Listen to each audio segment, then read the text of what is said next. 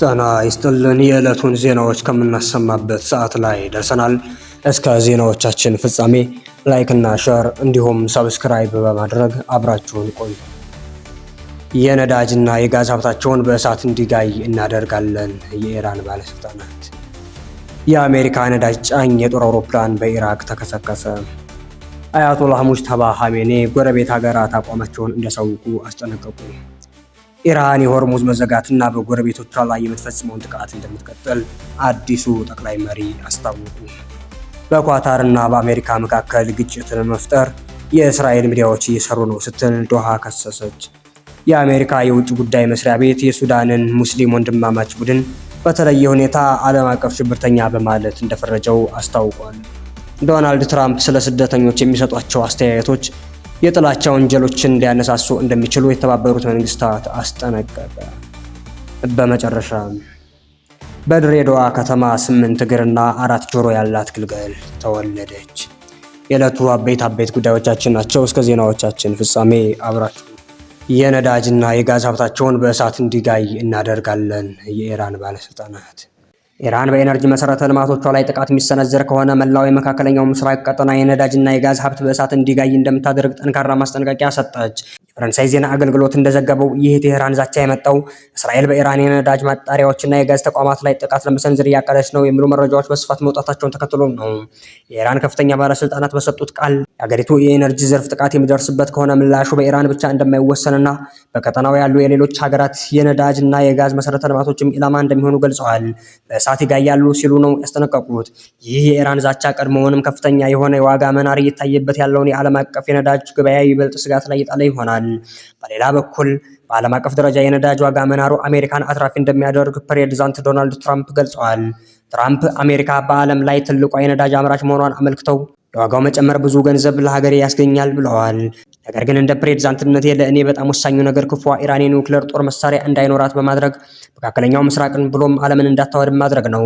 በፍጹም ያ እንዲፈጠር አልፈቅድም ሲሉም ገልጸዋል። ቲክቫህ ኢትዮጵያ እንደዘገበው የአሜሪካ ነዳጅ ጫኝ የጦር አውሮፕላን በኢራቅ ተከሰከሰ። የአሜሪካ ጦር ዲፓርትመንት እየበረሩ ላሉ ተዋጊ ጀቶች አየር ላይ ነዳጅ የሚሞላው ኬሲ 135 አውሮፕላን መውደቁን በማረጋገጥ አደጋው የተከሰተው በጠላት ወይንም በወዳጅ ሀገር ተኩስ አይደለም ብለዋል።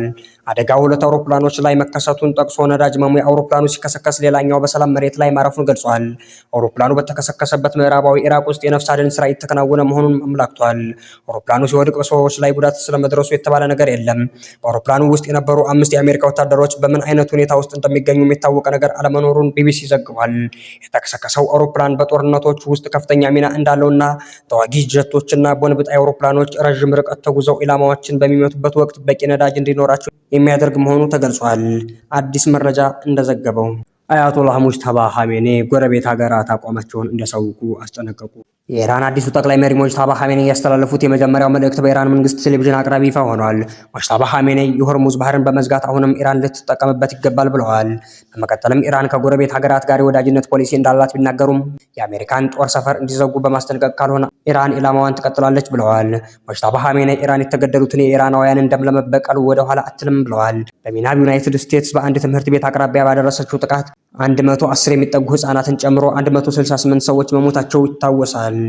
አዲስ መረጃ እንደዘገበው ኢራን የሆርሙዝ መዘጋትና በጎረቤቶቿ ላይ የምትፈጽመውን ጥቃት እንደምትቀጥል አዲሱ ጠቅላይ መሪ አስታወቁ። የኢራኑ ጠቅላይ መሪ አያቶላህ ሙጅተባ ሁሴን ኻሜኒ በሀገሪቱ ላይ ለሚፈጸሙ ጥቃቶች የሚወሰደው የበቀል እርምጃ ተጠናክሮ እንደሚቀጥልና የአሜሪካ የጦር ሰፈሮችን የሚያስተናግዱ የጎረቤት ሀገራት አቋማቸውን እንዲያሳውቁ አስጠነቀቁ። ጠቅላይ መሪው በሰጡት መግለጫ ኢራን የምትፈልገው በቀል ለታላላቅ መሪዎቿ ሰማዕትነት ብቻ እንዳልሆነ ገልጸው በጠላት የሚገደል እያንዳንዱ ዜጋ ራሱን የቻለ የበቀል ምክንያት ነው ብለዋል። እስካሁን የተወሰዱ የአጸፋ እርምጃዎች ጥቂቶቹ መሆናቸውንና በቀሉ ሙሉ በሙሉ እስኪፈጸም ድረስ ጉዳዩ እንደማይዘጋ አስገንዝበዋል። ሙጅተባ ኻሜኒ አክለውም የአሜሪካ የጦር ሰፈሮች የሚገኙባቸው የመካከለኛው ምስራቅ ሀገራት ሰፈሮችን በአስቸኳይ እንዲዘጉ አሳስበዋል። በቅርቡ በተፈጸሙ ጥቃቶች ወቅት እነዚህ የጦር ሰፈሮች ጥቅም ላይ መዋላቸውን የገለጹት መሪው የኢራን ኃይሎች ሀገሪቱን ሳይሆን የጦር ሰፈሮቹን ብቻ ኢላማ ማድረጋቸውን ተናግረዋል። ከአሁን በኋላም ይህን እርምጃ ለመቀጠል እንገደዳለን ያሉት ሙጅተባ ኻሜኒ የጦር ሰፈሮቹ በኢራን ላይ ጥቅም ላይ የሚውሉ ከሆነ ጥቃቱ ተጠናክሮ እንደሚቀጥል አስታውቀዋል። እንዲሁም እነዚህ ሀገራት በትውልድ ሀገራት በሀገራችን ላይ ጥቃት በሰነዘሩና ህዝባችንን በገደሉ አካላት ላይ ያላቸውን አቋም በግልጽ መወሰን አለባቸው በማለት የውጭ የጦር ሰፈሮች በተቻለ ፍጥነት እንዲዘጉ መክረዋል። ሙጅተባ ኻሜኒ በመግለጫቸው የሆርሙዝ ወሽመጥ ዝግ ሆኖ ይቆያል ብለዋል። አዲስ መረጃ እንደዘገበው በኳታርና በአሜሪካ መካከል ግጭት ለመፍጠር የእስራኤል ሚዲያዎች እየሰሩ ነው ስትል ዶሃ ከሰሰች።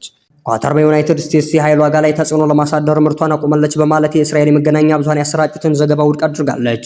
እንዲህ አይነቱን ውንጀላ በኳታርና በዩናይትድ ስቴትስ መካከል ውዝግብ የመፍጠር ሙከራ ነው ብላለች። ስማቸው ያልተገለጸ የኳታር ከፍተኛ ባለስልጣን ለአልጀዚራ እንደተናገሩት ኳታር ሁልጊዜ ከፖለቲካዊ ወይንም ከኢኮኖሚያዊ ጥቅም ይልቅ የሰዎችን ደህንነት ቅድሚያ ትሰጣለች ብለዋል።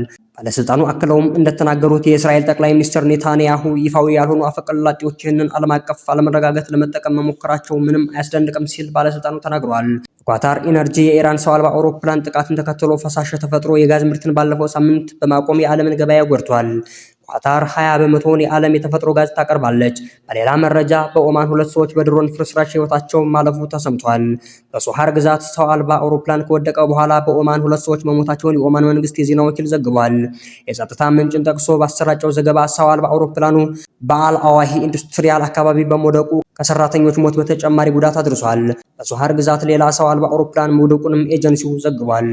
ዳጉ ጆርናል እንደዘገበው የአሜሪካ የውጭ ጉዳይ መስሪያ ቤት የሱዳንን ሙስሊም ወንድማማች ቡድን በተለየ ሁኔታ ዓለም አቀፍ ሽብርተኛ በማለት እንደፈረጀው አስታውቋል። የአሜሪካ የውጭ ጉዳይ መስሪያ ቤት የሱዳኑን ወንድማማችነት ቡድን በተለየ ሁኔታ ዓለም አቀፍ ሽብርተኛ በማለት ከመጋቢት 7 2018 ዓ.ም ጀምሮ ደግሞ የውጭ ሽብር ቡድን በሚል እንደፈረጀው አስታውቋል። አሜሪካ በጀኔራል አልቡርሃን ከሚመራው የሱዳን ጦር ኃይል ጋር ግንኙነት ያለውን ይህንን ቡድን በሽብርተኝነት መፈረጇ በሀገሪቱ በሚካሄደው የእርስ በርስ ጦርነት ውስጥ ባሉ ተሳታፊዎች ዘንድ ስጋትን ፈጥሯል።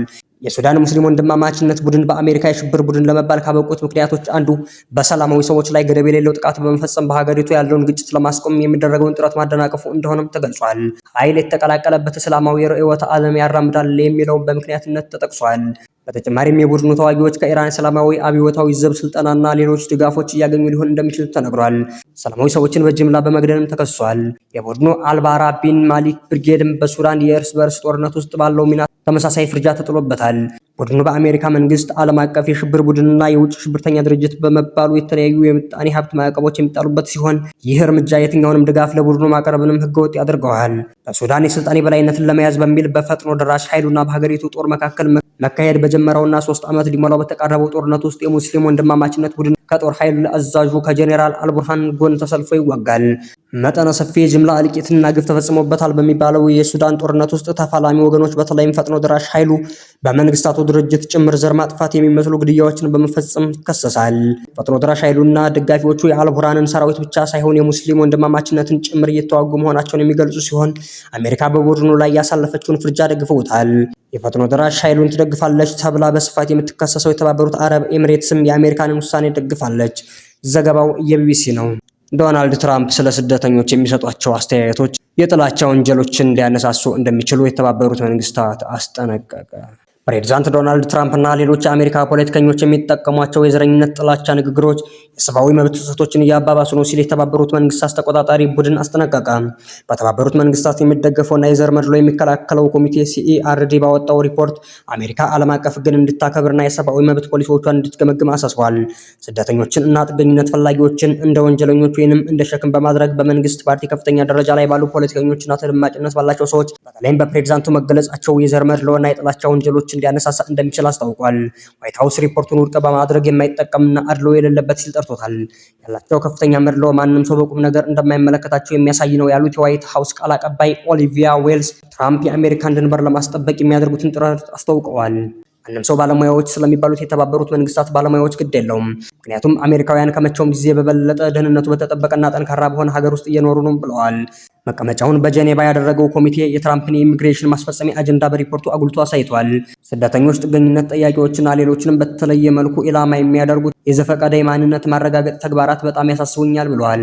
ረቡዕ ዕለት የወጣው ሪፖርት የተለዩ አጋጣሚዎችን ባይጠቅስም ግን በሚኒሶታ ለስደተኞች እስራት ምክንያት የነበረውን ዘመቻ ሜትሮ ሰርጅን አንስቷል። ሬኒ ጉዲና አሌክስ ፕሬት የተባሉ 2 የአሜሪካ ዜጎች መገደላቸው በመላ ሀገሪቱ ተቃውሞዎችን አስነስቷል። ከዚያ ወዲህ የትራምፕ አስተዳደር በሚኒሶታ ስደተኞችን ማሳደዱን ቀንሷል። የተባበሩት መንግስታት ዘገባ አክሎም 2 ግድያዎች በዓለም አቀፍ የሰብአዊ መብቶች ሕግ መሰረት ከፍተኛ ጥሰቶች እንደሆኑ ገልጿል። በተጨማሪም በትምህርት ቤቶች፣ በጤና ተቋማትና በአምልኮ ቦታዎች አቅራቢያ ስደተኞችን ኢላማ ያደረጉ እንቅስቃሴዎችን አሜሪካ እንድታቆም ጥሪ አቅርቧል። ከዚህ በተጨማሪ ስደተኞችንና ጥገኝነት ጥያቄዎችን እንደ ወንጀለኛ ወይንም እንደ ሸክም አድርገው የሚገልጹ የዘረኝነት እና ሰብአዊነትን የሚያዋርድ ቋንቋን ጨምሮ እየጨመረ የመጣው የዘረኝነትና የጥላቻ ንግግር በጣም እንዳሳሰበው አስታውቋል።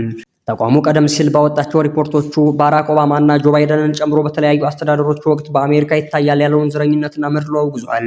ትራምፕ በሁለተኛው የስልጣን ዘመናቸው ህጋዊ ሰነድ የሌላቸው ስደተኞችን ለማባረር ሰፊ ጥረት ጀምረዋል።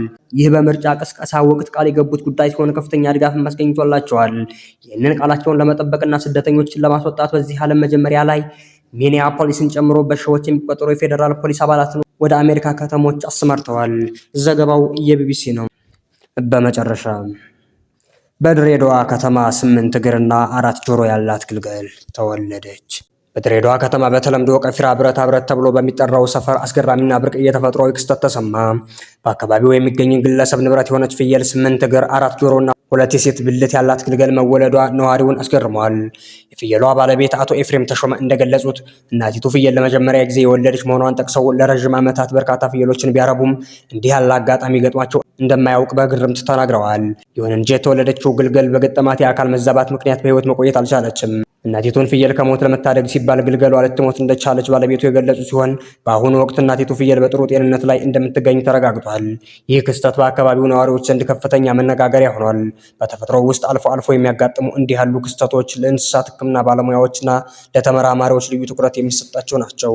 አዲስ መረጃ እንደዘገበው የተወደዳቸው የዩቲዩብ ቤተሰቦቻችን ለዛሬ ያጠናቀርናቸው ዜናዎቻችን እነዚህ ነበሩ። ቀጣይ በሌሎች አዳዲስ ጉዳዮች እስከምንገናኝ መልካም ቆይታ